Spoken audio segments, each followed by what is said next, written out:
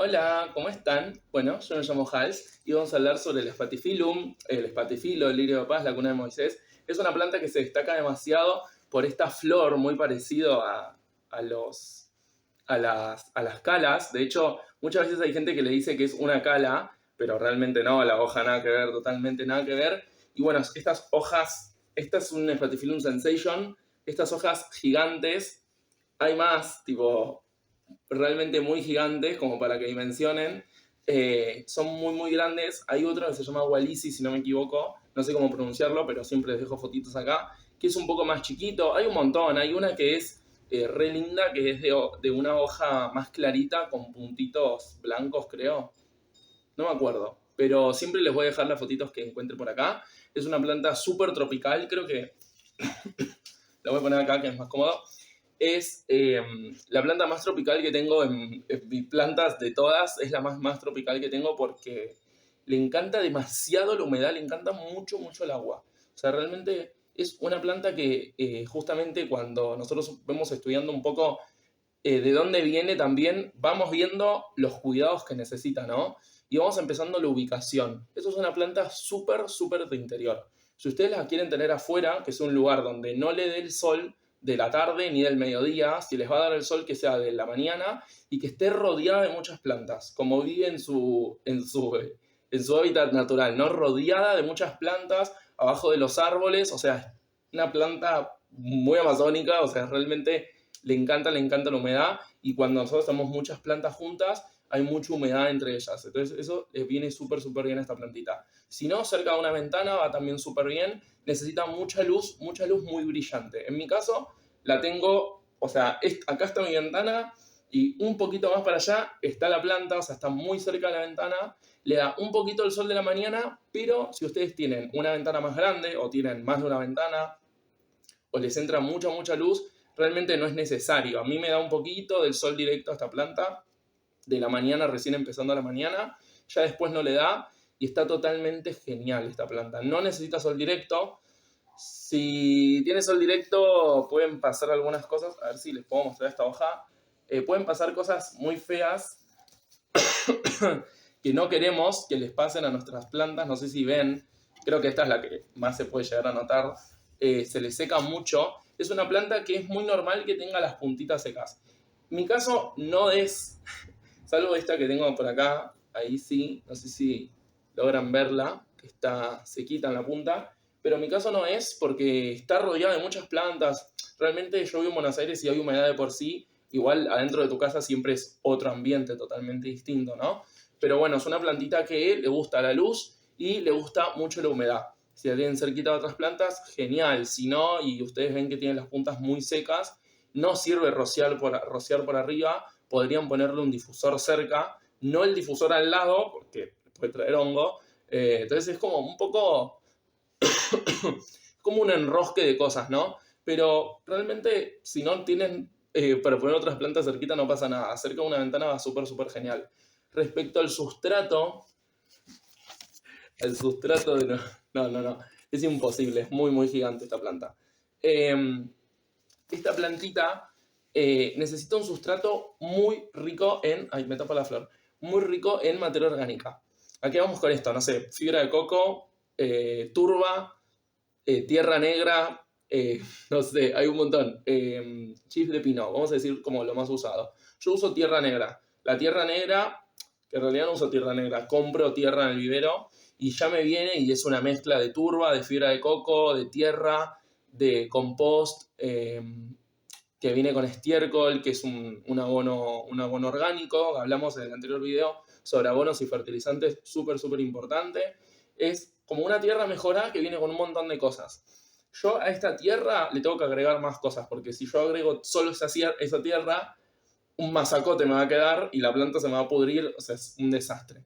¿Qué es lo que tenemos que agregar? Bueno, es muy importante el chip de pino. El chip de pino vendría a ser material orgánico que nos ayuda a el drenaje de nuestra planta. Es importante, a esta planta le gusta mucho el riego, o sea, yo la riego, la riego cada 2 días, la regué ayer y seguramente mañana la tenga que volver a regar. También o sea, donde más crece es primavera en verano y donde más agua necesitas en primavera y en verano. Ya después igual vamos a hablar bien de eso, pero es una plantita que necesita mucha materia orgánica. El chip de pino vendría a ser materia orgánica. Por acá tengo unos pares de chips. Igual les voy a dejar una fotito. Por acá tengo unos pares de chips de pino que están un poco matados. Tengo que cambiar el sustrato. Yo lo cambio todos los años, cambio esta plantita. El sustrato es muy importante para que se renueve todo, porque después con el tiempo el sustrato se va volviendo más pobre en nutrientes y se va volviendo un masacote que solo drena agua. Entonces es un sustrato que necesita tener mucha materia orgánica y drenaje. El drenaje se lo podemos dar con vermiculita. O sea, les voy a decir como lo más top, vermiculita y chip de pino. Si no tienen vermiculita, por ejemplo, acá es un poco costosa.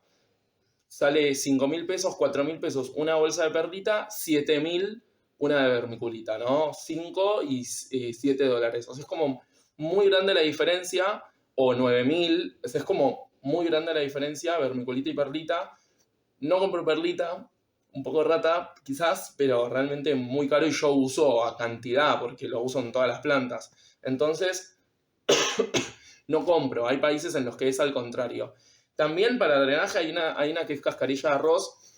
Yo acá no consigo, nunca vi, o sea, realmente nunca vi, pero la usan para sustituir la perlita. Y hay países donde es un poco más económico, la cascarilla de arroz está muy buena. Pero nosotros lo que nos importa es que tenga humedad. Y la vermiculita, a diferencia de la perlita, lo que va a hacer, además de drenar, porque no deja de ser un mineral, además de drenar, va a absorber los nutrientes y va a absorber el agua.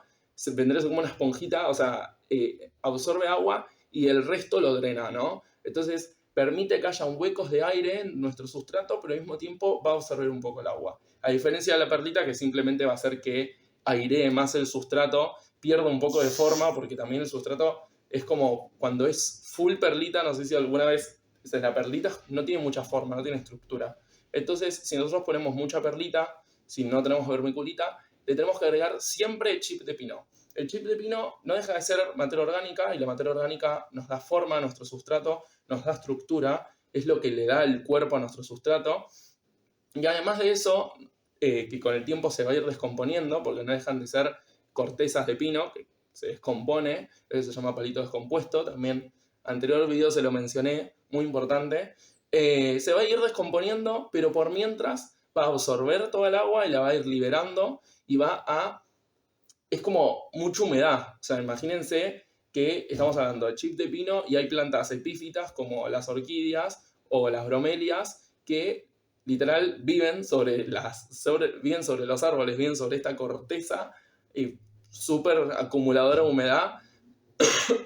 Entonces es muy bueno para nuestro sustrato de plantas de interior que les encanta la humedad, como esta plantita de acá. No sé si darles como proporciones, ustedes vayan probando que sea un sustrato que drene rápido, pero que no se seque tan rápido tampoco. Si les sirve, que no sea un 50-50. Si va a ser 50-50, que sea perlita, por ejemplo, 25 de perlita, 25 de chis de pino. Pero yo diría que sería un 60-40, un 70-30, y siempre mayor proporción va a ser la materia orgánica, ¿no? Porque es una planta que le gusta mucho a la materia orgánica. Hablando de esto, las hojas de igual manera nos va a decir siempre lo que nos pasa. Yo la regué ayer. Las hojas de por sí son un poco caídas, no sé cómo ponerlo para que lo vean, son un poco caídas, pero cuando necesitan riego se ponen más tristes, o sea, se les ven realmente muy caídas. Ahí la planta nos está diciendo que la reguemos. Yo ahora en primavera la riego cada 2 días, pero después en invierno la riego, no sé, 2 veces por semana, 3. O sea, realmente no es una planta que le falte en invierno mucho el agua porque hace menos calor, hay más frío, entonces la tierra se seca menos rápido, obviamente. Entonces no necesita tanta agua en invierno y en otoño, pero primavera y en verano, después en verano por poco la riego todos los días y no le pasa nada. Eso es lo peor, que vos decís, se me pudre la planta. No, si no la riego el otro día, o sea, si no la riego hoy y digo, mañana la riego, mañana es literalmente todo caído. Entonces son plantas que son muy dramáticas, siempre nos están hablando o que tienen las hojas secas, las puntas secas o las hojas secas porque le falta agua, le falta humedad, o tienen las hojas amarillas que tienen mucha agua, mucha humedad, o que están caídas porque le falta el agua, siempre nos van a estar hablando. Entonces con esto también nos habla de que son sensibles y no soportan las sequías. Les voy a dar un truco si ustedes se van de vacaciones y tienen esta plantita y no la quieren dejar sola o no tienen a alguien que se las riegue. Al final del video se las doy porque yo la probé y amé y es muy sencillo. Después esta plantita tiene algo muy importante que a la hora de reproducir, esto sí se lo puedo mostrar bien. Si ustedes ven acá tenemos como un coquito, no sé si lo ay, tengo un pelo enganchado. Tienen como si fuese como un bulbito. Bueno, esta planta tiene un rizoma que vendría a ser un tallo subterráneo.